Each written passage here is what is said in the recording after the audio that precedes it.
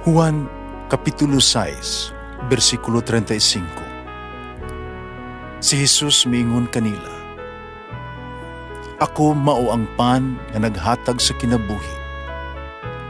Ang muari kanako dili nagayod gutomon, ug ang mutuo kanako dili nagayod uhawon." Pan sa kinabuhi.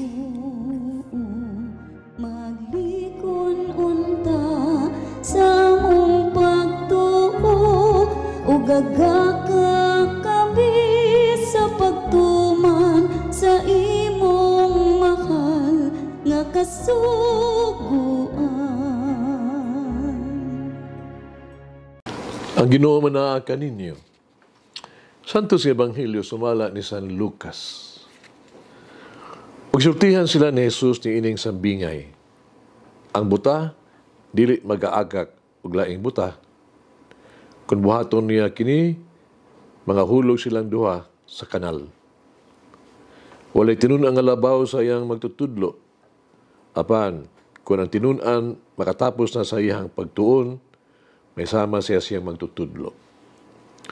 Ngano nagtanaw ka man sa puling sa imong isikataw, apan wala mo nimo tagda ang truso diha sa imong mata. Saan mo man pag-ingon sa imong isikataw, ambi, akong pakuha sa imong puling. Nga wala ka man gani makita sa truso nga naa sa imong mata. Maot. Kuha na ang truso nga naa sa imong mata, kung makita kag pag-ayo, makuha mo ang puling sa imong isikataw. Ebanghelyo sa Ginoo. Salamati ang Ginoo kay siya maayo. Ang iyang gugma mulungtad hangtod sa kahangturan. Pasalamati ang Diyos sa tanang mga Diyos. Ang iyang gugma malungtaron. Pasalamati ang Ginoo sa mga Ginoo. Ang iyang gugma balungtaron.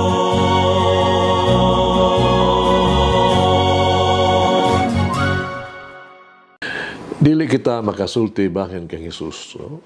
Kung kita mismo, wala makaila umamati kang Jesus. Dili kita makamatuod kang Jesus. Kung kita mismo, wala makinabuhi alang kang Jesus. Kung kita makaton sa mga paagi ni Jesus, nan, kita makatudlo sa uban sa pagsunod sa mga paagi ni Jesus. O kung kita misunod kang Jesus, nan kita makatultol sa uban ngadto kang Jesus. Kini nagpatinaw sa Bible verse karon, no? Ngayon, magagiya ba ang usa ka buta sa usa ka buta? Si Jesus nagsulti kanato sa pagsunod ni adtong mga tao nga maayog espirituhanong kinabuhi. Kinahanglan sunod nato kadtong mugiya gayud kanato ngadto kang Jesus. Kadtong modala kanato ngadto sa langit. Si Jesus naghatag kanato og pasidaan batok ni adtong mga tipakaron ingnon hinawayon sa uban. Pero sila mismo adunay kakulangan. Sila maugkadtong gisultihan ni Jesus.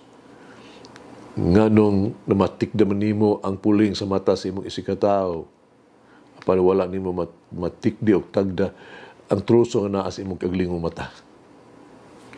Kitawag sila ni Jesus nga saring kapaw, tigpakaroon ingnon.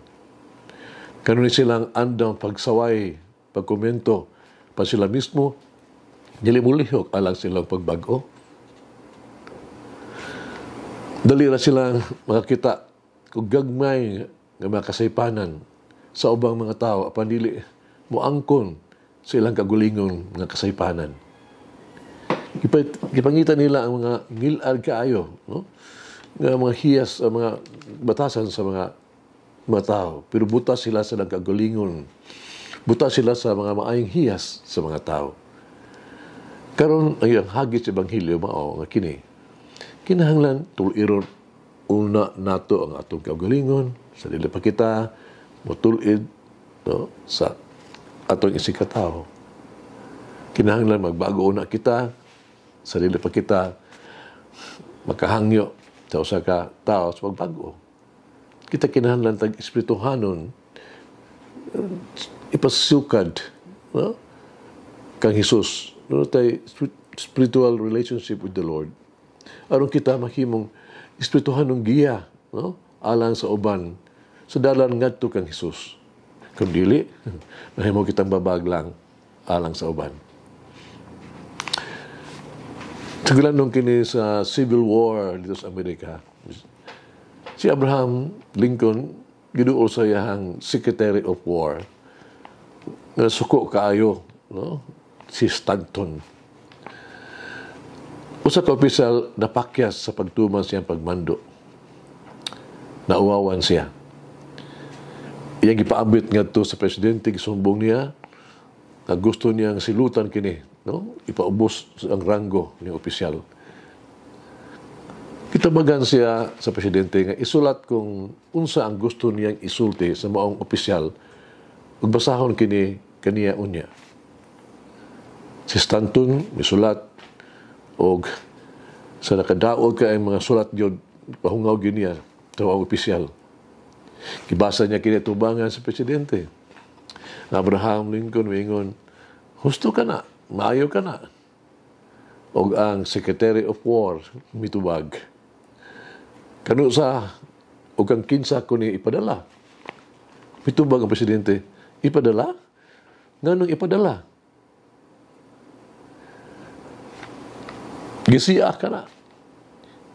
Gipagawas na nimo ang imong unahuna sa maong kasuko.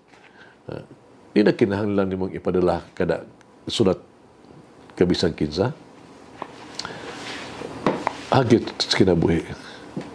Pungan ko ang ako ang kasuko. Kontrolahon ko ang ako ang dila. Hupayo na ako ang ako ang mapagbati. Pag-ampo kita, among minahal ng Ginoong Hesus, among maluluwas ug maayong magtutudlo. Nabalo ka sa tanan na akong gibuhat o gisulti. Nakasabot ka kanako. Sa imong gugma o kaluoy, gipasaylo mo ako. Gidawat ko nimo, gipasaligan pagyud pag-usab. Obsahanon kong mangayo sa imong tabang o masabtan o dawaton kadto mga tao nakahimo kanako mga sayop. Nakapasaylo unta ako kanila. Tuguti ako na musalig kanila pag-usab. Tuguti ako dawaton sila sa pagbalik sa kong kasing-kasing. Amen. Mama Mary, run beside me as I strive to reach the goal of the eternal life. Malangin ang Diyos magagahom sa tanan, Ama, Anak, Espiritu Santo. Amen. May the Lord of the divine mercy bless us all, heal us from all diseases and suffering. Ayun unta niya kita, tanang mga sakit na to lawas, o sa kalag, body and soul. In the name of the Father, the Son, and of the Holy Spirit.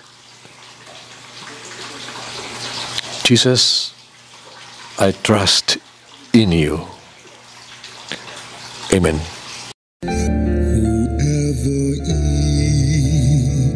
The bread of life will never hunger, says the Lord.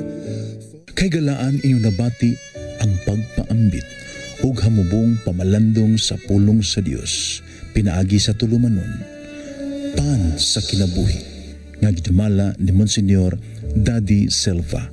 Hangtod na usab sa sunod higayon, daghang salamat.